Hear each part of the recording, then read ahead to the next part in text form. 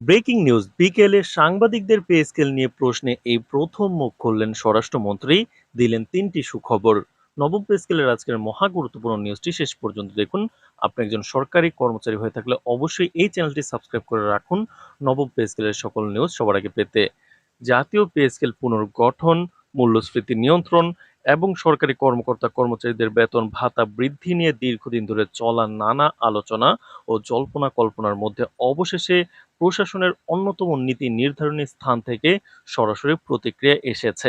আজ বিকেলে সচিবালয়ে অনুষ্ঠিত এক প্রেস ব্রিফিংয়ে সাংবাদিকদের সাথে মতবিনিময়কালে স্বরাষ্ট্রমন্ত্রী বেতন কাঠামো এবং কর্মচারীদের সুযোগ সুবিধা সংক্রান্ত একাধিক গুরুত্বপূর্ণ প্রশ্নের মুখোমুখি হন।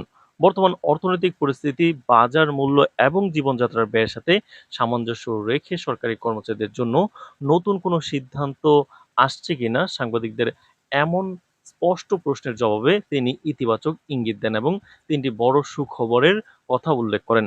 প্রশাসনের উচ্চ পর্যায় থেকে সরাসরি পে স্কেল সংক্রান্ত এই ঘোষণা মাঠ পর্যায় থেকে শুরু করে সকল স্তরের কর্মচারীদের জন্য নতুন উদ্দীপনা ও আলোচনার জন্ম দিয়েছে।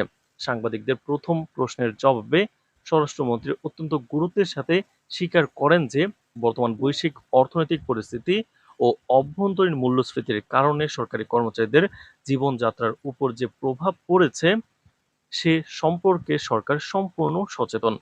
তিনি জানান, সরকারি কর্মচারীদের বেতন কাঠামোর আধুনিকায়ন ও পে কমিশন গঠন নিয়ে সরকারের নীতি নির্ধারণী পর্যায়ে নিয়মিত পর্যালোচনা চলছে। তিনি স্পষ্ট করে বলেন যে পে কমিশন গঠনের প্রাথমিক খসড়া প্রস্তুতের পাশাপাশি সার্বিক কার্যবিধি নির্ধারণের কাজ শেষ পর্যায়ে রয়েছে।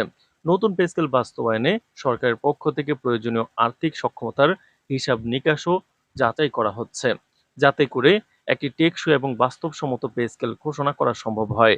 এটি ছিল প্রথম সুখবর, যা ইঙ্গিত দেয় যে কর্মচারীদের বহুল প্রতীক্ষিত বেতন বৈষম্য দূরীকরণ এবং বেতন বৃদ্ধির সুনির্দিষ্ট প্রক্রিয়া ইতিমধ্যেই আনুষ্ঠানিকভাবে গতি পেয়েছে। তো দর্শক, ভিডিওটির এই মুহূর্ত পর্যন্ত যারা দেখছেন চ্যানেলটি সাবস্ক্রাইব করে রাখুন নবম পে স্কেলের সকল নিউজ সবার আগে পেতে। দ্বিতীয় গুরুত্বপূর্ণ তথ্য দিতে গিয়ে স্বরাষ্ট্রমন্ত্রী মধ্যবর্তী সময়ে কর্মচারীদের আর্থিক সংকট কমানোর জন্য এক বিশেষ ব্যবস্থার ইঙ্গিত দেন।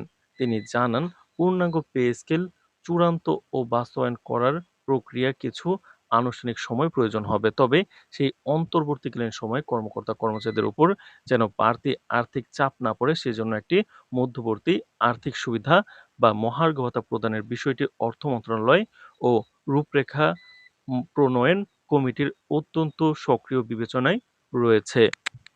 এ সংক্রান্ত ফাইল পর্যালোচনার কাজ দ্রুত এগিয়ে চলছে এবং খুব শিগগিরই অর্থ মন্ত্রণালয়ের অর্থ বিভাগ থেকে এই বিশেষ ভাতার উপর সরকারি প্রজ্ঞাপন বা নীতিগত সিদ্ধান্ত প্রকাশ করা হবে। স্বরাষ্ট্রমন্ত্রীর এই বক্তব্য সরকারি কর্মচারীদের তাৎক্ষণিক আর্থিক স্বস্তি দেবে বলে মনে করা হচ্ছে।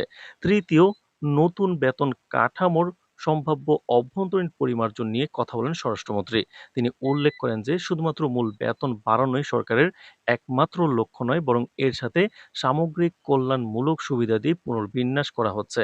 তিনি জানান, নতুন প্রস্তাবনায় কর্মচারীদের চিকিৎসা ভাতা বর্তমান পরিমাণের চেয়ে উল্লেখযোগ্য হারে বাড়ানোর পরিকল্পনা রয়েছে। এর পাশাপাশি আবাসন সুবিধা নিশ্চিত করতে বাড়ি ভাড়া ভাতা পুনর্নির্ধারণ, যাতায়াত ও উৎস ভাতার পরিধি সম্প্রসারণের বিষয়ে জোর তাগিদ দেওয়া হয়েছে।